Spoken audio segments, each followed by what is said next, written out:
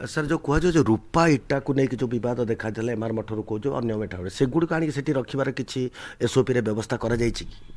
ନାଇଁ ସେଇଟା ଏସ୍ଓପି ଅନ୍ତର୍ଭୁକ୍ତ ନୁହଁ କିମ୍ବା ଆମ କାର୍ଯ୍ୟର ଅନ୍ତର୍ଭୁକ୍ତ ନୁହଁ, କିନ୍ତୁ ମୁଁ ଶୁଣିବାକୁ ପାଉଛି ସେ ନେଇକିରି ଆଇନ ବିଭାଗ, ଆଇନ ମନ୍ତ୍ରୀ ଏବଂ ଏବଂ ମନ୍ଦିର କର୍ତ୍ତୃପକ୍ଷ ଚିଫ୍ ଆଡମିନିଷ୍ଟ୍ରେଟରଙ୍କ ସହିତ ସମେତ ସେ ଦିଗ ନେଇ ତାଙ୍କର ବିଚାର ବିମର୍ଶ ଜାରି ରହିଛି।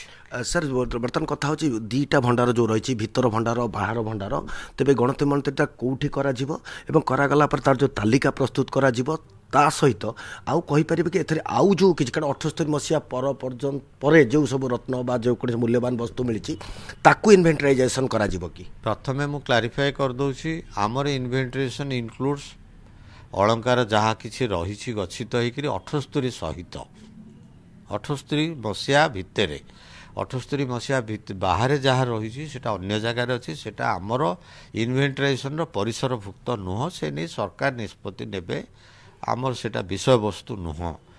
ଦୁଇ, ଆମେ ତା ଭିତରେ କେଉଁଠି କରାଯିବ ସେଟା ଆମେ ସେଇଦିନ ନିଶ୍ଚିତ ଭାବରେ ତା ଉପରେ ଆଲୋଚନା କରିବୁ ଏବଂ ଯେଉଁ ଜାଗାଟା ତାରି ଭିତରେ ତ ହେବ, ନିଶ୍ଚିତ ଭାବରେ ଭିତର ଭଣ୍ଡାରରେ ହେବ କି ବାହାର ଭଣ୍ଡାରରେ ହେବ, ସେଇଦିନ ଆମେ ସେ ନିଷ୍କର୍ଷରେ ପହଞ୍ଚିବୁ।